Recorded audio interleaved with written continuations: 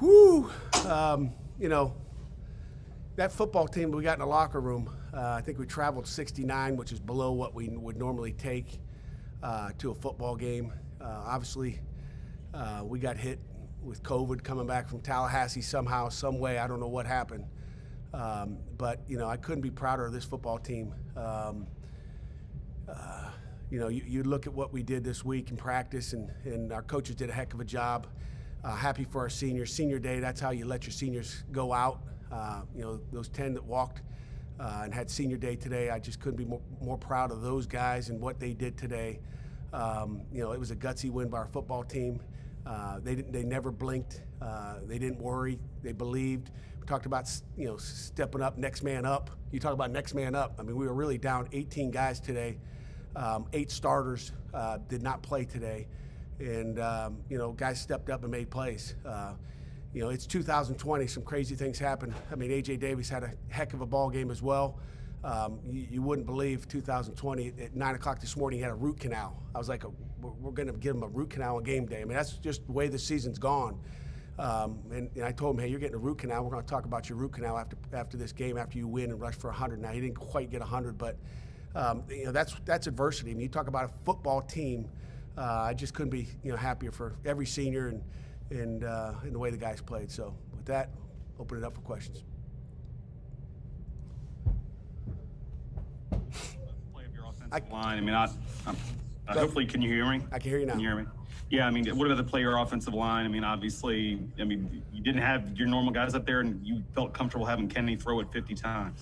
Yeah, I mean, you know, we had a lot of faith in those guys. I mean, you know, 3 new starters. You know, Jimmy didn't practice all week. I mean, all week he did not practice.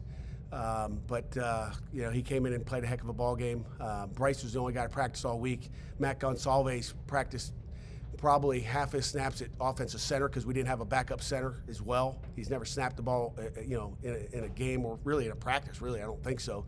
I mean, you know, we really had you know, Jimmy Morrissey as the number 1 center with Drexel behind him, and then our third snap, our emergency guy, was Jake Cradle. We didn't have him either. So you just look at what, you know, Borbley did, you know, on the O-line, and again, a heck of a job by our offense, and Coach Whipple, you know, just kind of putting it together and piecing it together and having belief in our kids. And I even heard, you know, comment during the week, you know, Coach, are you really going to put Kenny Pickett behind that offensive line? Okay, and yes, we're gonna go out and win. And you know, that's Pitt football, and you know, we got a big one next week, and we just got to gather ourselves, be smart tonight, and hopefully, you know, come back a little bit more loaded than we were this week. Pat, your touchdown drives today, you know, 75 yards, 65 yards, 99, 79, 80. The ability just to finish off those drives, that's something that you guys really struggled at earlier in the season, but to be able to finish tonight under these circumstances, what does that kind of say about your offense? You know, the offense, you know, again, they came back and did what they needed to do. It's called execution. And I said all week, it's not about them, it's about us. It's about what we do. It's how we execute. And like I said, 3 new starters up front, and Keldrick Wilson came in there as well. He was like our, you know, our next guy in this week. It's just an outstanding job, and you know, don't let anybody ever tell you can't do something. And again, I'm just, you know, just love that locker room. I love those players that we get to coach here, and couldn't be happier for them. And given all the COVID absences, how close did you come to not playing today? You know what? You know, I don't make those calls, Jerry. You know, we were close all week, and you know, the positive thing is, you know, we were clean all week too. So that was really, we didn't lose anybody this week in practice. It was really, you know, the previous week that we were waiting on. So, you know, I hope we're out of the woods. You know, I don't know where it came from. You know, I talked about a tent and all that stuff down south. I don't know, but you know, I'm just happy for our football team. I'm happy the guys that stepped up, that next man up. Again, that's what it's all about. Pat, can you speak to the yak yards and some of the effort from DJ Turner today? He was phenomenal. You know, we didn't have Jordan Addison, and he took over that slot position, which I think the last time he did it, we should have beat North Carolina State, if I recall. Last time we didn't have Jordan, and DJ's a football player. You know, senior day for him, he was outstanding, making people miss and just getting the tough yards. He had some big conversions on 3rd down. Pat, what can you say about DeMar Hamlin? He led the team into 11 tackles, and that's the most he's had since the bowl game last year. Yeah, well, if you watch the game closely and you go back and watch the TV copy, we're down Brandon Hill, and Eric Hallett had to move from starting at corner at Florida State to starting at safety. We kind of switched it up and put DeMar into the boundary and trusted Hallett to the field. But as soon as we did that, they started attacking the field. So then in the second half, we flipped it and put DeMar to the field, and then they started going to the boundary. So that tells you about the respect that people have for number 3, DeMar Hamlin. Again, another senior that I wish would take another year, but he needs to move on to go to the NFL, and he's an outstanding football player. Pat, when you had, 3 starting offensive linemen, leading receiver, leading tackler, that's a lot to lose. What did you sense about the team's confidence through the week? Did you sense that they were a little bit nervous about this? You know what? The confidence kept growing as the week went on. I think a lot of the kids were looking at each other like, what are we doing here? What's going on? Are we going to play this game? I think there was a lot of indecision. I would compare it to where we were in August when we had a little issue in camp where people are wondering, like, what's going to go on? Are we going to be able to finish this season? And, the kids found a way to get it done, but the confidence continued to rise. And it started on Tuesday's focus where Kenny Pickett had the focus and talked to the team and just said, listen, I don't care who's on the field. I'll play with any of my brothers here. And to me, that was the key. When he said that, I was like, here we go. Let's go. And, that's your senior leadership. That's your senior captain. He didn't care who was in front of him. He said, we're going to get this thing done. So, like I said, incredible win for our kids today. Pat, you kind of touched on it a little bit there at the end, but just how big of a win is this for your seniors and sending them off the way that you guys did at Heinz Field today? It's a big-time win. I mean, where some players across the country are opting out, our kids stuck together, and, the seniors played their tails off. I mean, you can go right down the line. Every one of them played. Pinnock, that one interception Jason Pinnock had where he just took it off. He just jumped over that dude and got that. I mean, that was an unbelievable interception. So, I'm just proud of every one of those guys. Pat, with DJ Turner, this was the second game this season that he's had more than 50 yards, and both of those came either in games where you guys didn't have Addison or where he didn't play for large stretches. Is there's some about DJ that sort of really embraces being the top go-to target, and that allows him to have big games in those situations?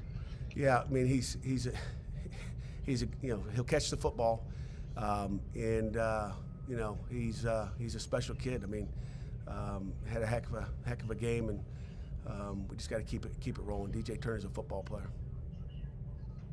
Pat, do you think this team was kind of eager to get back out there after the Georgia Tech postponement and everything that kind of happened last week and just that state of limbo, really? They were eager. Again, we wanted to play last week. I know they were disappointed that we didn't get to go down there, but it was a safety issue. Again, we're just going to always protect our football team and our kids, and as much as we wanted to play that game, we just didn't feel good going down there. But our kids were excited to be able to have another one. I talked about earning number 9. We got to earn it, and we earned 8 going into that. We lost a game, but it's postponed, and we're going to get that thing on a Thursday night.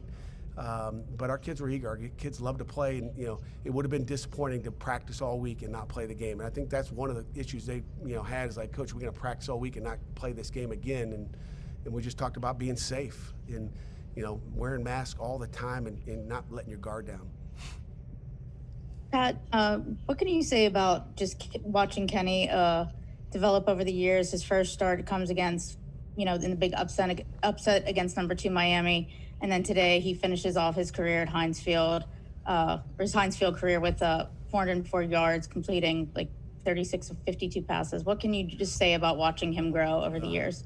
He's the best thing about Kenny, besides his arm and his feet and the way he can run, is he's a leader. And we're gonna dearly miss Kenny Pickett another year, but we'll have a lot of time. Hopefully we get a spring practice this year and develop the rest of the guys. But he's a leader. He's tough, and he makes our offense tick. Any final questions? You pretty much, I don't want to say ignored, but didn't use your run game much in the second quarter of those 2 long drives. Are you comfortable running an offense that way? I just want to score touchdowns. I mean, he talked about, I think John asked a question earlier about how we finished a lot of drives, after 3 field goals. I think it was 9-0 kicking 3 field goals. So we didn't finish those drives off early, and that score could have been a lot better than it was. You know, whatever they're giving us. I mean, you watch different teams. I mean, that's one of the top rushing offense in the country. You know, they got a lot of, you know, mop-up yards late in the game when we didn't really care if they were going to run it and eat the clock up, and whether they got 40, 50 yards in the last drive. I'm comfortable with us scoring touchdowns. And again, I don't care if you run it, throw it, you know, just score points and get in the end zone. So whatever we have to do, and you know, Kenny's arm, you know, with a makeshift offensive line that just got it done today, it doesn't matter. Anything else? You mentioned not being able to score touchdowns, you know, in the early part of that game.